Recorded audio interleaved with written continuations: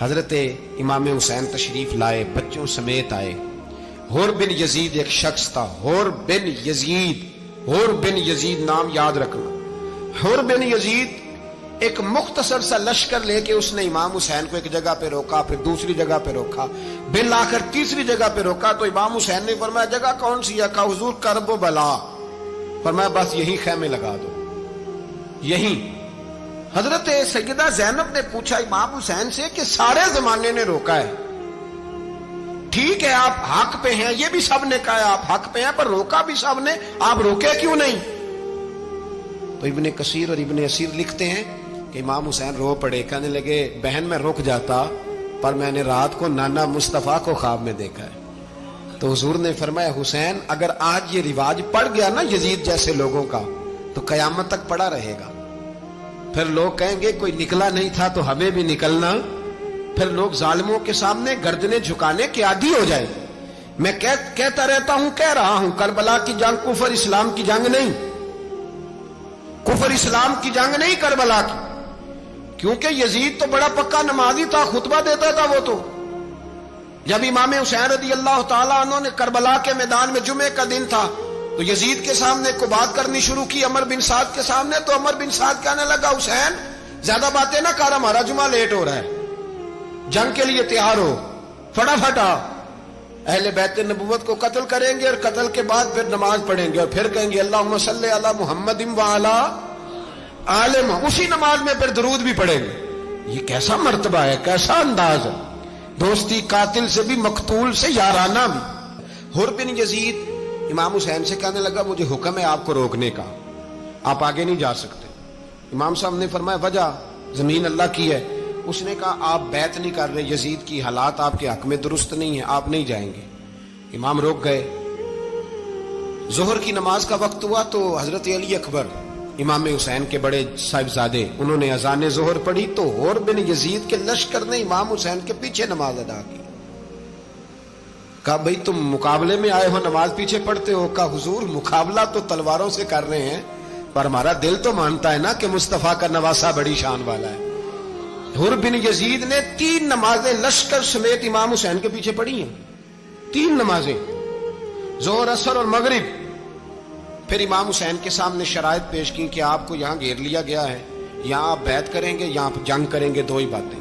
امام حسین نے فرمایا نہیں بھائی بیعت تو میں نہیں کرتا، اس کے علاوہ تم جو کہتے ہو میں کرنے کو تیار ہوں۔ اس نے خط لکھا، عبید اللہ ابن زیاد کو ایک بندہ دوڑایا پیچھے، کوفے چند میل پہ کوفہ تھا، کہا وہ نہیں مان رہے، کیا کرنا ہے؟ تو حسین ابن علی ہے، میں زیادہ دیر انہیں روک بھی نہیں سکتا۔ انہوں نے پیغام دیا حور بن یزید کو کہ کرنا کچھ بھی نہیں، ان کا پانی بند کر دو، بلیک میل کرو، کھانا پانی نہیں ملے گا، چھوٹے چھوٹے بچے ہیں، خود ہی مان جائیں گے۔ حضرت امام علی مقام کے بارے میں حور کے پاس جب یہ پیغام آیا تو حور کہنے لگا میری طبیعت نہیں مانتی حسین پر پانی بند کروں، دل نہیں مانتا۔ جب یہ لفظ کہے نا دوبارہ تو پھر عبید اللہ ابن زیاد نے عمر بن سعد کو 10,000 آدمی دے کے بھیجا، کہا حور بن یزید لچک دکھا رہا ہے حسین کے حق میں۔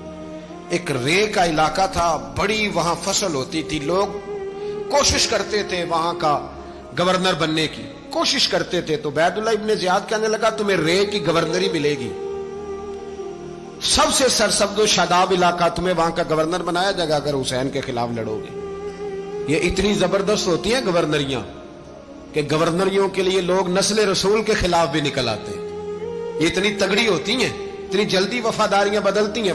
امام حسین کو روک لیا گیا، عمر بن سعد نے روک لیا۔ 1 محرم کو امام آئے، 7 محرم تا روکا گیا، 7 محرم کو پانی بند کر دیا۔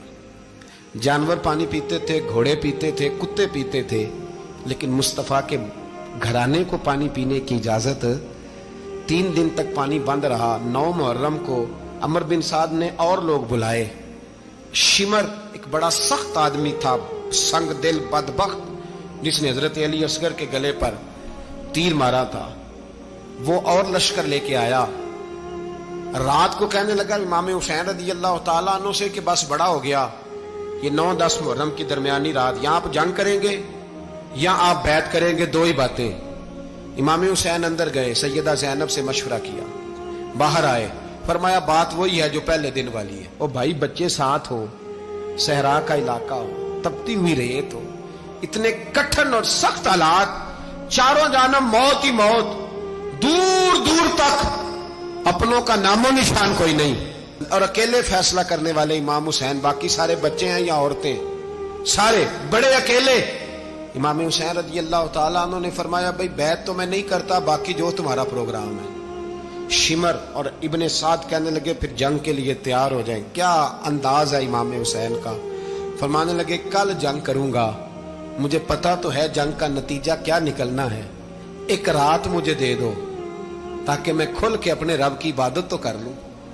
हुसैन ने जाना है, मुझे पता है कल रिजल्ट 72 और 22,000 का क्या एक रात मुझे दो, मैं मालिक से राज न्याज तो करूं, मैं गोया उससे पूछूं तो सही कि मालिक मेरे वालिद भी शहीद हैं, भाई भी शहीद हैं, नाना को भी दुखों में देखा है, तो अब मेरी बारी है, तो मालिक मैं हाजिर हूं, मुझे मौका तो दो, इसलिए कि मेरे नाना ने बदर में भी सारी रात इबादत की थी, सुबह मुझे मौका दो। और दुनिया का उसूल है जब कोई मौका मांगता है तो दिया जाता है। ये दोनों कहने लगे कोई मौका नहीं। हुर बिन यजीद पीछे से बोला, कहने लगा नहीं, बदतमीजी ना करो, हुसैन को मौका दो, तुम्हें देना पड़ेगा। मौका दिया। हुर बिन यजीद ने फिर मिन्नत की, कहा हुजूर आप मेहरबानी करें मान जाएं। फरमाया मानने वाला खाता कोई नहीं। फरमाया मानने वाला खाता, बोलिए मानने वाला खाता, ये बड़ा मुश्किल काम है भाई। जमीर का सौदा अब तो आम हो गया, बाजार लगते हैं, रेट लगते हैं, अपनी अपनी चाहतों पे लोगों ने अपने अपने अंदाज सजाए हुए। कोई आदमी बस अच्छे तरीके से नाम ले ले तो बस हम उसके पीछे चल जाते हैं। अब तो आम हो गया ये मामला। इमाम हुसैन ने फरमाया हो ही नहीं सकता, मुमकिन ही नहीं है। सारी रात इबादत में गुजरी, रियाजत में गुजरी। तहज्जुद का वक्त हुआ तो घर वालों को बुलाया, फरमाया देखना तुम्हारी सी की आवाज ना बाहर आए, खबरदार सी की आवाज ना आए। और इमाम ज़ैनुल आबिदीन से फरमाया तू बीमार है, तू जिहाद नहीं करेगा, लेकिन ख्याल रखना पीछे। और बड़ी कीमती बात बता रहा हूं, हमारी बीबियां किसी के घर मैयत हो जाए तो 4 दिन बुखार नहीं उतरता। इमाम अली मकाम ने सैयदा ज़ैनब से फरमाया तू बड़ी है, मेरी बहन है, पीछे सारे बच्चे हैं, जवान हैं, इनके हौसले तेरी जिम्मेदारी हैं। सुबह जंग का तबल बजने लगा, फजर की नमाज पढ़ी, सूरज चढ़ा, 10 मुहर्रम का दिन, जुमे का वक्त। जनाब सैयदना इमाम हुसैन रज़ी अल्लाह ताला अन्हु ने रेत पर सजदे किए, लंबे सजदे, लंबी नमाज। सूरत शम्स की आयात दूसरी रकत में पढ़ी तो सारा करबला गूंजने लगा। क्या अंदाज़े तकल्लुम था इमाम अली मकाम का। नमाज मुकम्मल हुई तो हुर बिन यजीद, अमर बिन साद और शीमर से कहने लगे वाकई हुसैन से लड़ोगे, पता नहीं कौन है। कुल्ला सालुकुम अलैहि अजरन, तुमने नहीं पढ़ा, इल्लल मवद्दत फिल कुर्बा, तुम्हारी आंखें बंद है। अल हसन वल हुसैन सय्यदु शबाब अहले जन्नह, तुम्हें नहीं पता। कहने लगा चुप कर, हुकूमत नजर आ रही है। और बिन यजीद कहने लगे फिर मेरा भी फैसला सुनो, मुझे हुकूमत नहीं चाहिए, मुझे जन्नत चाहिए, हुकूमत नहीं चाहिए। इमाम हुसैन की पहली फतह देखें, और बिन यजीद एड़ी लगा के ना यजीद के लश्कर से निकल के इमाम हुसैन के लश्कर में शामिल हो गया। और पहला शख्स जिसने इमाम हुसैन को रोका, इमाम हुसैन के नाम पर पहला सर भी इसी शख्स ने कटाया है। लेकिन यजीद की कब्र पे लानत भी कोई नहीं बरसाता, उसका महल था बहुत बड़ा। लेकिन जब लोग करबला में इमाम हुसैन को सलाम करने जाते हैं तो कदमों में हुर बिन यजीद का मजार भी बना हुआ है, उसको भी सलामी दी जाती है। और अब हम अकेला हुर बिन यजीद नहीं कहते, हम कहते हैं हुर बिन यजीद रदी अल्लाह ताला। अब हम इतनी ताजीम करते हैं उस हुर की। जनाबे इमाम हुसैन को मैदान में खड़ा किया गया, जिहाद का तबल बजा, पहले खुद्दाम आए। और सुन लो, आज वो पता नहीं बाजारी से लोग चढ़ गए स्टेजों पे, बाजारी से, ना चेहरे पे दाढ़ी है, ना सर पे कोई कपड़ा है, बाजारी लोग हैं, भाग रहे हैं, बाजू चढ़ाए हुए हैं, बटन खोले हुए हैं, तमाशा बना दिया। सुनने वालों का भी अल्लाह ही हाफिज है। वो स्टेज पे ये अहले बैत की शान बयान करता है, भाग के उधर जाता है, ये कोई तरीका है। सुनने वालों का भी अजीब अंदाज है, हर बंदे को सुनने बैठ जाते हैं। दीन मुहज्जब है, तहजीब वाला है, दलाइल रखता है, दीन वकार रखता है, ऐसे लोग अब दीन बयान करेंगे। हजरत सैयदना इमाम हुसैन रज़ी अल्लाह ताला अन्हु सुबह जब जिहाद का वक्त आया, पता है कौन कौन थे करबला में? امام حسین کے ساتھ امام حسین کے 4 بھائی تھے کربلا میں. کتنے؟ بول کے بتائیں. حضرت علی کے 4 بیٹے، عباس بن علی، جن کو حضرت عباس کہا جاتا ہے نا، علمدار، یہ حضرت علی کی دوسری زوجہ میں سے.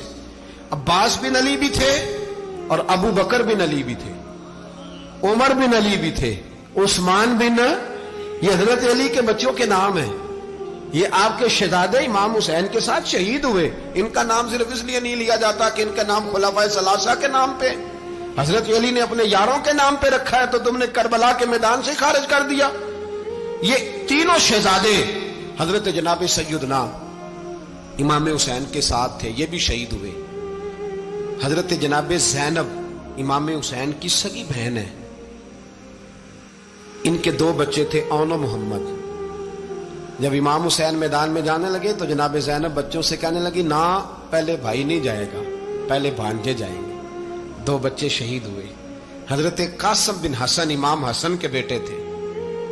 وہ جب میدان میں جانے لگے تو امام حسین نے کہا، نہیں بھائی تو نہیں جائے گا، تو میرے بھائی کی نشانی ہے، میں جاؤں گا. تو حضرت قاسم بن حسن نے ایک تعویذ کھول کے دیا کہ ابا جی میرے والد نے کہا تھا جب بڑی مشکل آ جائے تو تعویذ کھول کے دیکھنا. تو آج بڑی مشکل آئی ہے تو میں نے تعویذ کھولا ہے، تو یہ دیکھیں کیا لکھا ہے.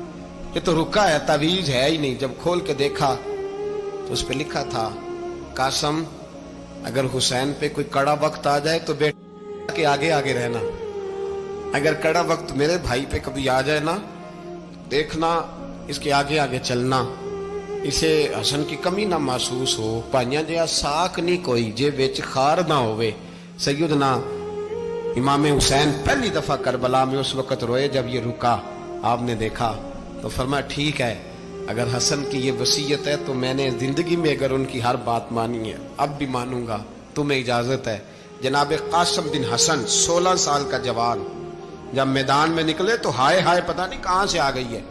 امام قاسم بن حسن جب میدان میں نکلے تو تبری سے لے کر علامہ ابو الاسناد صاحب سب کو پڑھ کے تو دیکھو. 3 دن کی پیاس ہے، شدید آزمائش ہے، دکھ ہے، تکلیفیں ہیں، پھر بھی پہلی دفعہ جب میدان میں گئے ہیں واپس آئے ہیں 19 لوگوں کو قتل کر کے واپس آئے. 19 لوگوں کو ایک بار میں حضرت ایسے ہی تماشا بنا دیا. مظلوم تھے وہ تو رو رہے تھے. ہر مقرر یہ کہہ رہا ہے کہ وہ تو بار بار کہ ابا پانی مل جائے، پانی آ جائے، ترس گئے. خدا کا خوف کرو، یہ دلیر لوگ تھے. ان کی باتیں آج بھی پڑھ کے دلیری پیدا ہوتی ہے، دلیری پیدا ہوتی ہے، دلیری. سناؤ قصہ خیبر کو تمامی اپنے بچوں کو. علی کی داستان سن کے دلوں سے ڈر نکلتا ہے. علی کی داستان سن کے دلوں سے یہ جو بچے ڈر رہے ہیں نا، وہ چمگادڑ آ گئی، کاکروچ آ گیا، یہ خوف نکل جائے گا اگر حضرت قاسم بن حسن کی بات سنیں گے. درجنوں لوگ آپ نے قتل کیے. ایک دفعہ آئے کہا چاچا یزید کا لشکر تو بڑا ہی بزدل ہے، اگر چند قطرے پانی میرے حلق سے گزرے تو میں سارے کاٹ کے لے آؤں گا آپ کے پاس، چند قطرے. لیکن تھوڑی دیر گزری، عمر بن سعد کہنے لگا اکیلے اکیلے جاؤ گے تو علی کا پوتا ہے، یہ سب کو مار دے گا، کٹھے جاؤ. چاروں جانب سے تیر برسے. ایک تیر لگا آ کے گردن کے پیچھے، بس جناب سیدنا قاسم بن حسن گھوڑے سے نیچے گرے. تو جناب زینب حوصلہ کر کے آنسو سمیٹ کے کہنے لگی میں دیکھ رہی ہوں پردے کے پیچھے سے حسین میرے بھائی کا بیٹا گر گیا ہے، جا اسے اٹھا کے لا. حضرت امام حسین ان کو اٹھا کے لائے تو امام حسین نے سینے سے لگایا ہوا تھا تو ان کے پیر، ان کا قد لگتا تھا امام حسین سے زیادہ ہے. اٹھا کے لایا، لٹا دیا گیا. امام حسین کے اپنے بڑے بیٹے میدان میں نکلنے کو علی اکبر نام ہے. جب جن لوگوں نے حضور کو نہیں دیکھا تھا وہ جب کہتے نا ہم نے نبی پاک کا دیدار نہیں کیا تو بتاؤ کس طرح کے تھے، تو بتایا جاتا تھا کہ جناب علی اکبر کا دیدار کرو، ہم شبیہ مصطفیٰ. اور جب وہ گلیوں میں نکلتے تھے تو عورتیں چھتوں پہ چڑھ جاتی تھیں. جناب علی اکبر رضی اللہ تعالیٰ عنہ تلوار لے کے میدان میں نکلے. جوان بیٹے دینے بڑے مشکل. او یارو رٹا کیا ہے یہ تو بتاؤ کہ ظالم آدمی حکمران ہے. یار یہ رٹا ہے، ایک ظالم کا رستہ روکنا ہے. اس رٹے کے لیے ہم شبیہ مصطفیٰ جناب سیدنا امام علی اکبر میدان میں نکلے. بڑے لوگ مارے، بڑے. پھر ایک تیر ان کے بھی گلے میں لگا اور جب وہ گرے نا زمین پہ تو حضرت इमाम हुसैन दौड़ के आए, दौड़ के, और जब तशरीफ लाए तो उनके गले से तीर खींचा तो एक जुमला लिखा है साहिब तबरी ने, उसने हद कर दी। कहने लगे तीर खींचा तो इमाम हुसैन की आंखों में आंसू आए। कहने लगे काश जनाब इब्राहिम आज मेरे सामने होते तो मैं उन्हें कहता कि आपने तो बेटा ज़िबा करते वक्त आंखों पे पट्टी बांधी थी, देखो मैं खुली आंखों से बच्चे ज़िबा कर रहा, खुली आंखों। काश जनाब इब्राहिम खलील होते तो उन्हें कहता। जनाब अली अकबर भी शहीद हुए। हजरत अली असगर को तो अचानक उठाया था इमाम हुसैन, बाहर निकले तो गर्दन पे तीर लगा तो 6 महीने का बच्चा वो भी शहीद हुआ। खून उछाला आसमान की तरफ तो कहा मौला देख ले, मैंने 6 महीने वाला भी नहीं बचाया, वो भी दे दिया है। फिर हजरत अब्बास को बेटियों ने कहा कि अब ना, कुछ कहते हैं पहले शहीद हुए, कुछ ने लिखा बाद में, कहा अब हमसे पानी के बगैर नहीं रहा जाता। तो जनाब अब्बास पानी का मशकीज़ा लेके निकले, बाहर निकले, एक हाथ कटा, दूसरे पे मशकीज़ा वो भी कटा। देख लो मैं पस मंजर पे हूं अभी तक, मैं बता रहा हूं कि जिहाद किसके खिलाफ था? जालिम हुक्मरान के खिलाफ, जालिम काफिर के खिलाफ नहीं, मुशरिक के खिलाफ नहीं। हजरत इमाम हुसैन रज़ी अल्लाह तआला अन्हु ने हर जगह एक ही बात की कि यजीद शराबी है तो बच्चे कटवा दूंगा, शराबी को वोट। ये एक नहीं, हर किताब में यही लिखा, हर किताब में, और हर मसलक की किताब। यजीद चूंकि मुजरे देखता है, रंडियों का नाच देखता है, बच्चे कटवा दूंगा, उसके हाथ में हाथ। इमाम हुसैन ने फरमाया चूंकि अल्लाह की हदों को तोड़ता है, हुकूकुल्लाह पामाल करता है, हुदूदुल्लाह, बच्चे कटवा दूंगा लेकिन उसके हाथ में हाथ। सारा दिन खुद मुजरा देखना और 10 मुहर्रम को 2 देगे पका के हुसैनी बन जाना, सारा साल खुद गंद मंद करना, शराबियों के साथ रहना और 10 मुहर्रम को 2 आंसू बहा के याद रखना। मैं हमेशा कहता हूं, फिर कह रहा हूं, जिसके मोबाइल में गंदे गाने हैं, गंद देखता है, शराबी कबाबी का सपोर्टर है, वोटर है, या मुजरे देखता है, आता जाता है, वो याद रखे कयामत में इमाम हुसैन का हाथ होगा, उसका गिरेबान होगा। हमसे न रकम होंगे कसीदे यजीद के, हम लोग तो हुसैन के सीरत निगार। हजरत अब्बास बाजू कटा, फिर पानी तो भर लिया था, ला ना सके, फिर गर्दन कटी तो शहीद हुए। बच्चों की भी शहादत हुई, पर जब उनका लाशा उठाया तो इमाम हुसैन कहने लगे मौला अब ना हुसैन की कमर कमजोर हो गई है, अब कमजोर हो। और भाई एक मैयत हो जाए तो 4-5 दिन तो पूरी आंखें नहीं खुलती, कैसा जर्री खानदान है। थोड़ी देर गुजरी तो इमाम अली मकाम ने पटका बांधा, सर पे दस्तार बांधी, मौला अली की तलवार पकड़ी, नबी पाक का इमामा बांधा और घोड़े पे सवार हुए तो कहने लगे ज़ैनब घर तेरे हवाले और मैं अल्लाह के हवाले, घर तेरे हवाले और मैं। और फिर इमाम हुसैन निकले, इमाम अली मकाम निकले। रावी कहते हैं कि ये जलवा पहले भी बड़े सोने थे, पर आज जो रंग देखा वो कभी नहीं देखा। क्या अंदाज था, जिधर जाते नारा लगाते तो हद हो जाती। इतने लोग इमाम हुसैन ने काटे, इतने काटे, फिर वापस पलट के आए और कहने लगे ज़ैनब जरा पर्दे के पीछे से देख तो सही मेरी बहन, इन बुज़दिलों को जुर्रत ही नहीं हो रही हुसैन के मुकाबले में आने। एक दूसरे को धक्का देते, तू जा तू जा। फिर इकट्ठे वार हुए। ये कौन है कटा हुआ, लिबास है फटा हुआ, ये बिल यकीन हुसैन है, नबी का नूर ऐन है। फिर चारों जानिब से तीर बरसे तो इमाम अली मकाम चूंकि नमाज का वक्त हो गया था, उतरे घोड़े से, खून बह रहा था, गर्म तरीन रेत से तयम्मुम किया, सर सजदे में रखा और जब शिमर आपकी गर्दन काटने लगा तो कहने लगे ठहर जा जरा, रब से एक बात कर लेने दे। और फिर बोले इमाम हुसैन, कहने लगे मालिक तू अब बता के हुसैन से राजी है कि नाराज है, तू बता। तो फिर एक आवाज आई, या अय्यतुहन नफ्स मुतमइन्ना इरजिई इला रब्बिकी रादियतम मर्दिया। फरमाया नफ्स मुतमइन्ना वापस आ जा, तू अल्लाह से राजी है, अल्लाह तुझसे राजी। इमाम हुसैन वहां शहीद हो गए। अब ये काफिला इमाम हुसैन का सर काट, जरा देखना गौर करना, सर काट के नेज़े पे रखा है, जिस्म करबला में पड़ा है। औरतों को घोड़ों पे बिठा के ले जाया गया यजीद के दरबार में। यजीद पहले उबैदुल्लाह इब्ने ज़ियाद ने बदतमीजी की, फिर यजीद ने की। सऊदी अरब का एक मौलवी बोल रहा था, सऊदी अरब का, उनसे भी बड़ा इश्क है, जिसने तकरीर सुननी हो मेरे पास है। हमें लोग मशवरे देते हैं कि जो यजीद को अच्छा कहे और हुसैन को बागी कहे उसको हम इमाम मान लें। اس بے شرم بے حیا کو جو نبی پاک کے گھرانے کے بارے میں بکے، اسے امام سعودی عرب میں مسجد نبی میں درس دینے والا جس نے تقریر سننی ہو میرے پاس ہے، وہ کہتا ہے یزید تو بڑا اچھا آدمی تھا، اس نے تو بڑی خدمت کی، تو میں نے اسے کہا رشتہ داری کر لیا یزید کے ساتھ، قریب ہو جا۔ شرم نہیں آتی؟ آج بھی نبی پاک کا دل دکھاتے ہو، حیا نہیں آتی، خیال نہیں آتا؟ اور لوگ گھر میں بیٹھ کے باتیں کرتے ہیں، کہتے ہیں جی جو بیت اللہ میں ہو وہ بھی برا ہو سکتا ہے۔ بیت اللہ میں تو 360 بت بھی تھے، وہ اچھے تھے؟ مدینے میں تو 360 منافق بھی رہے، پوری سورہ منافقون نازل ہوئی، وہ اچھے تھے؟ عجیب تماشا بنا دیا لوگوں نے مذہب کا۔ کہتا ہے یزید نے تو بڑی خدمت، تو عبید اللہ ابن زیاد نے قتل کیا۔ بے شرمو، اگر عبید اللہ ابن زیاد نے بھی قتل کیا تھا تو حکومت کس کی تھی؟ تو پھر یزید نے عبید اللہ ابن زیاد کو سزا کیوں نہیں دی؟ بلکہ ایک جگہ 2 گورنریاں دی اس کو، یہ حال کیا۔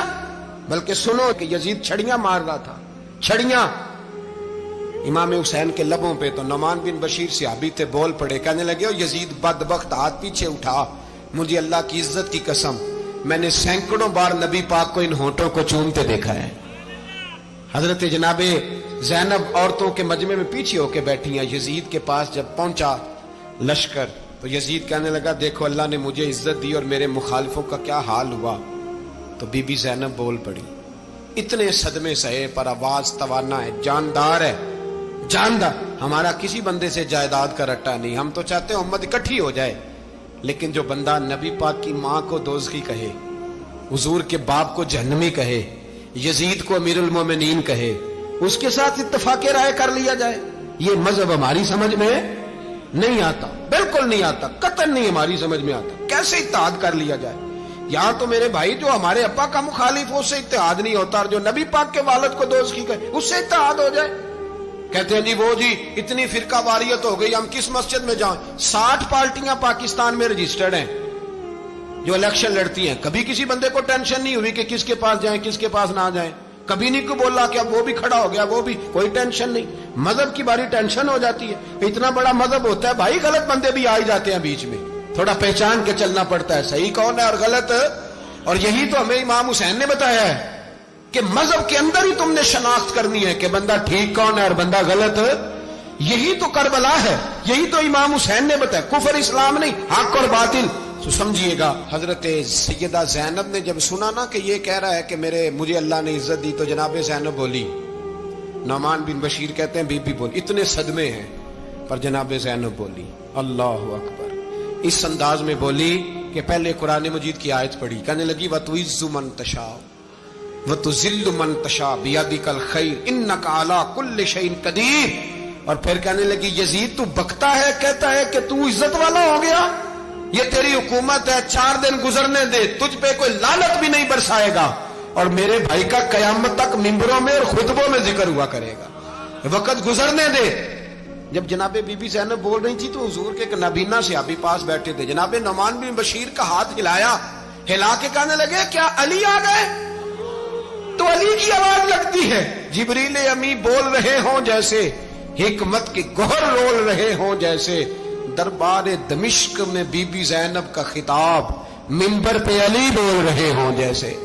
میرے بھائی بس کربلا والا قافلہ تو مدینے پہنچ گیا، 3 سال یزید نے حکومت کی، شرابیں عام ہو گئیں، مکے پہ حملہ ہوا، خانہ کعبہ کا غلاف جلا، مدینے پہ اس نے حملہ کیا، 3 دن مسجد نبوی میں اس نے گھوڑے باندھے، مسجد نبوی میں صحابہ کو نکال کے اپنا اس نے امام مقرر کیا، لیکن پھر امت نے اسے قبول نہ کیا، پھر وہ رسوا ہوا اور آج تک وہ رسوا ہے۔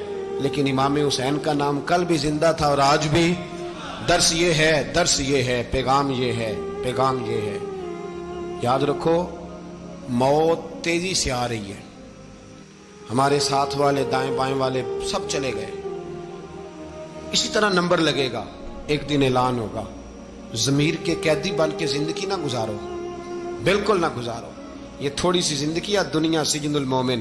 حق بات کرو، حق پہ ڈٹنا سیکھو، دین سمجھو، خبردار رسول پاک صلی اللہ علیہ وسلم کے دین میں ظالم، جابر، فاسق، فاجر کی کوئی گنجائش قطع نہیں ہے۔ اپنے آپ کو سمیٹو، اپنے آپ کو سنبھالو، دین میں اپنا کردار ادا کرنے کی کوشش کرو۔ دین طلب کرتا ہے ہم سے کہ ہم نے دین کو کیا دیا ہے. امام حسین نے سارا گھرانہ دین کے لیے دے دیا. ہمارا جو بچہ کسی کام کا نہیں رہتا اسے مدرسے داخل کراتے ہیں. ہم نے دین اتنا کمزور کر دیا ہے کہ عالم اگر شور نہ کرے، عالم اگر شور نہ کرے، زور نہ کرے، گھٹن والا ماحول ہو گیا. مذہب کی پوزیشن کمزور کر دی. اب جہاں تک اس بات کا تعلق ہے جی فرقے ہو گئے، تو میرے بھائی یہ کوئی اتنی خطرناک بات ہے، یہ کوئی اتنا مشکل معاملہ نہیں ہے. یہ تو امام حسین نے بتا دیا تھا کہ یزید کے طور پر ایک غلط فرقہ کھڑا ہو گیا ہے، لہذا اس کا مقابلہ کرنا ہے. اس میں کوئی بری بات ہے؟ لیکن ایک سبق ہے بزرگوں کا کہ اگر سچی بات بھی نہیں کرنی تو پھر اس منبر کا حق ادا نہیں ہوتا.